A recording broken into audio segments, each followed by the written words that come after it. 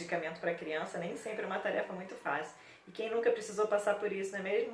Pois é, e para ensinar algumas táticas, né, de como melhorar essa aceitação para a criança na hora de tomar um medicamento, eu convidei a doutora Patrícia Fábrega, pediatra e alergista, que vai falar um pouquinho para a gente também da prática do off-label e também a prática, né, dos pais, né, dos responsáveis, quando resolvem por conta própria dar uma medicação para a criança. Confere aí.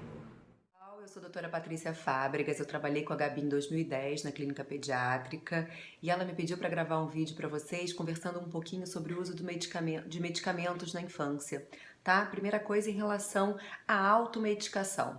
A automedicação a gente tem que tomar cuidado principalmente no grupo pediátrico. A gente adulto tá com uma dorzinha de cabeça, a gente toma um comprimido para dor de cabeça. A criança, a dose é muito individualizada. A gente faz a dose pelo peso, tem um intervalo correto entre as doses. Duas medicações que eu acho perigosas das mães fazerem automedicação.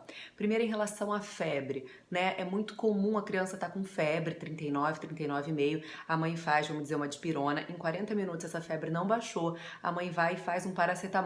Ela acha que sendo duas medicações diferentes, ela pode fazer com intervalo curto.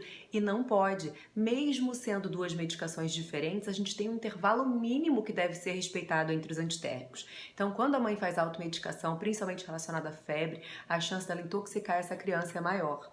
E outra medicação extremamente perigosa que se faça automedicação são os antibióticos. Então a criança está gripada, está 2, 3 dias fazendo febre, essa mãe vai até a farmácia e compra o quê? Uma amoxicilina para tratar o resfriado.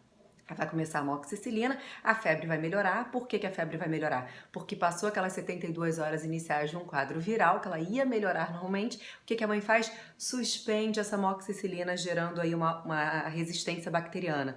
Então ela errou em 2 momentos. Ela entrou com antibiótico para tratar quadro viral e ela suspendeu o antibiótico antes do término do tratamento, aumentando a resistência bacteriana.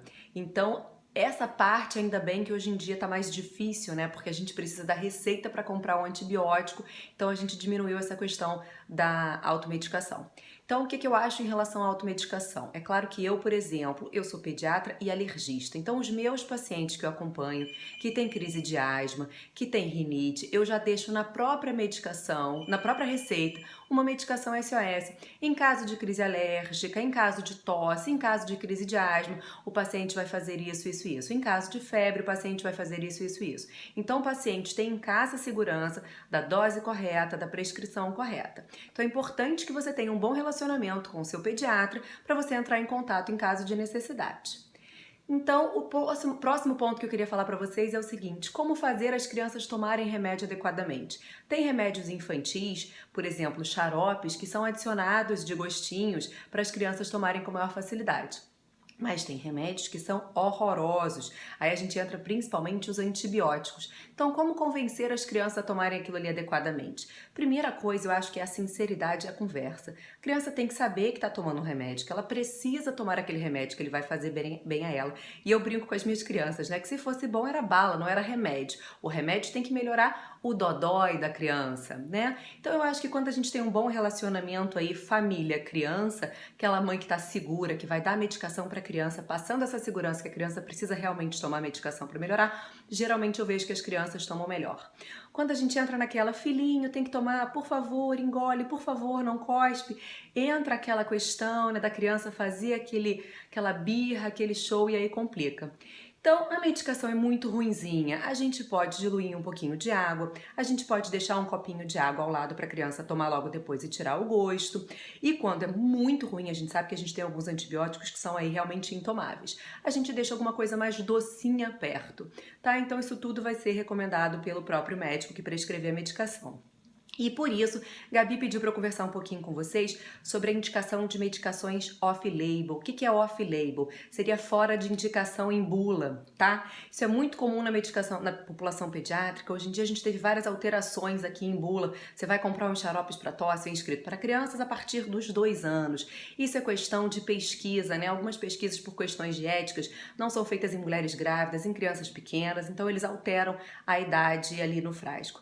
Mas nós, pediatras, estamos acostumados a usar essas medicações há muito tempo em crianças menores, né? Então a gente sabe da segurança e a gente usa essas medicações sem problema nenhum. Então essa seria uma indicação off-label, a gente usar fora de faixa etária da bula. E a segunda é quando a gente faz uma medicação para uma outra função que não aquela que está relatada ali em bula. Exemplo para mim como pediatra e alergista, né? Os antialérgicos inicialmente têm qual função? Função antialérgica.